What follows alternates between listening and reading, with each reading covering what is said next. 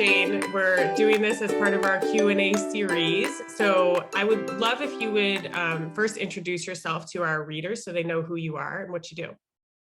Yes, my name is Sanjeev Jain. I'm a physician, an allergy and asthma specialist, and I also specialize in desensitization to foods and medications. That's one of our major part of our practice, and I work at Columbia Asthma and Allergy Clinic. Yeah, and for those who don't know, Columbia Allergy has, how many locations do you have in the Portland area? So we have between Vancouver and Portland, we have about 6 locations, and Longview is another location, so 7 in this region. Yes. Yeah, okay. So we've decided to connect with you today because we wanted to talk about vaccines, kind of a hot topic these days, but there's a lot to know with your specialty. So we gathered up a couple questions, and if you are open to answering them, we'd love to ask you. Wonderful. Yes. Okay, so first is just the concern that people might have with allergic reactions to vaccines in general. What should we know? How prevalent is it? Vaccine allergies are typically rare. What the published data would report is that the incidence of anaphylactic or life-threatening allergy to vaccines is about 1 in a million, so it's quite rare. However, milder allergic reactions may happen more frequently. What happens with a minor allergic reaction to a vaccine? So milder allergic reactions may represent hives or cough or difficulty breathing. So those types of reactions are more common than the truly anaphylactic life-threatening reaction. So is there anything that we need to know about the COVID-19 vaccine specifically as far as allergic reactions, minor or I guess major? Yes, so COVID-19 vaccine is very important for reducing the risk of having severe complications of COVID. And so for that reason, we have to look at everything from a risk versus benefit ratio.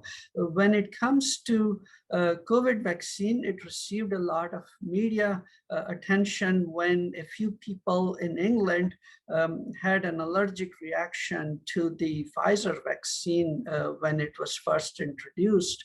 And since then, it has been researched significantly. And what we are discovering is that it's primarily one component of Pfizer and Moderna vaccine, namely polyethylene glycol, which is a chemical that's present in the vaccine. And the vast majority of allergic reactions are to this ingredient in that vaccine. Okay, so if there's somebody who has a concern about an allergy to that ingredient or another ingredient in a vaccine, are there ways to work around that? Is there a treatment that someone can do and still get the vaccine without that concern? Yes, so our approach in somebody who has a risk for allergic reaction to the vaccine is to evaluate them for the possibility of allergy to polyethylene glycol.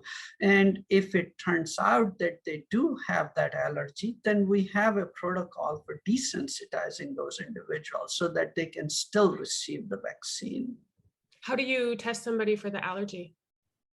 Yes, so we perform skin prick testing for allergies, where we take some of this chemical and prick the skin with that and look at the size of the reaction, where we would look at the bump and the redness that that develops in about 20 minutes after pricking the skin with that. This is a very safe procedure. Even if somebody has very severe allergy, they're unlikely to have any major complication from the testing itself.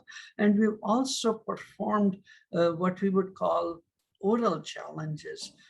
As it turns out, polyethylene glycol is an ingredient of many medications, and it's also an ingredient of some of the over-the-counter medication, such as Miralax. And so we're using that as a way to test whether somebody's allergic to polyethylene glycol.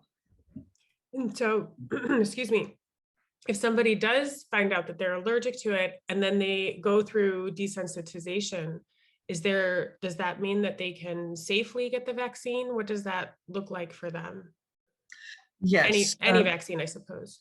Yes, so the desensitization protocol is similar to what has been used for other medications for decades. For example, there has been a protocol for desensitizing to penicillin for decades. And there, what one does is, even if somebody is allergic to penicillin, let's say, and they still need to receive penicillin, then we can desensitize that individual to penicillin, and then they can receive the medication.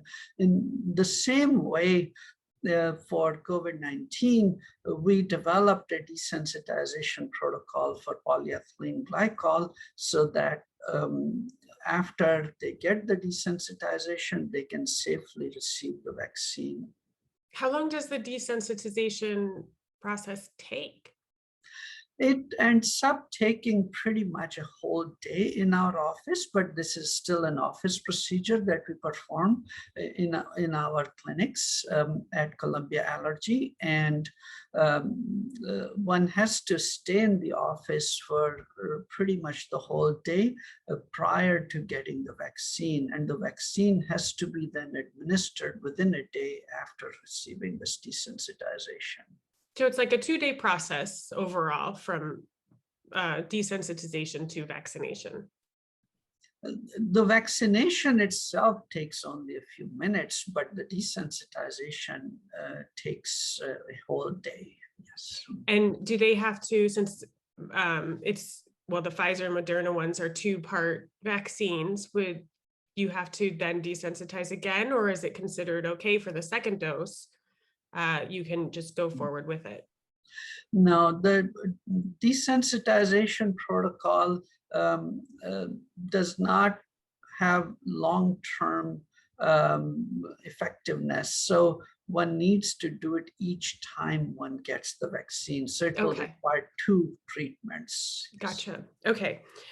So I'm wondering if this works, we're starting to see, we know that the vaccine is available for people 16 and over, and we're starting to see that there's a little bit of potential for a younger population having the vaccine available as well.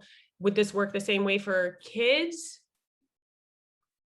In principle, it can work for kids of any age group. We, of course, need to be more cautious the younger the child is. And currently, COVID vaccine is not available for kids less than 16 years of age, but we expect that this summer and fall, they will get FDA approval for younger kids as well. So for parents who have concerns about their kids' reactions to vaccines, potential allergic reaction or to COVID-19 or any other vaccine, where can they go for more information about how to kind of go through this procedure? Yes, so they need to consult with an allergy specialist. For other vaccines, we have, of course, managed allergic reactions for a long time. So for example, when it comes to MMR vaccine, we've recognized for a while that kids who are allergic to gelatin may have an allergic reaction to the MMR vaccine. And so those kids can be evaluated for allergy to gelatin, and they can be treated and receive their vaccine even if they have allergy to gelatin. The same way for flu vaccine, it's been recognized for a long time that if somebody has a really severe allergy to egg, then they may have problems with the flu vaccine. And when it comes to DTaP, people have recognized that there is a very small chance of them having a severe reaction to the DTaP vaccine if they have allergy to dairy. And so all those things have been recognized for a while. And so there are treatment protocols for managing those allergies, even in young kids. And we have done that over the years for many kids. So a parent would start with an allergist and determine the level of sensitivity if they are concerned about that. Would that be their first step?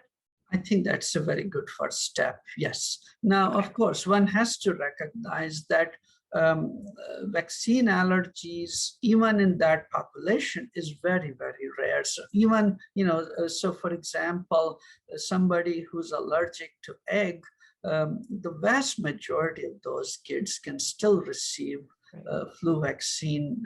It's very rare for somebody with egg allergy to have a severe reaction to flu vaccine, for example. The good thing about COVID-19 vaccines is that they don't appear to have any common ingredient to a food. And so if somebody is allergic to a food such as egg or milk or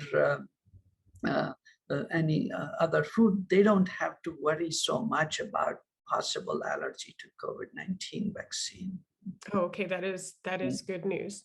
Okay, well, I think that we have covered a lot of it. Is there anything else that you think parents specifically need to know about the COVID-19 vaccine or allergic reactions with vaccines in general that we haven't covered?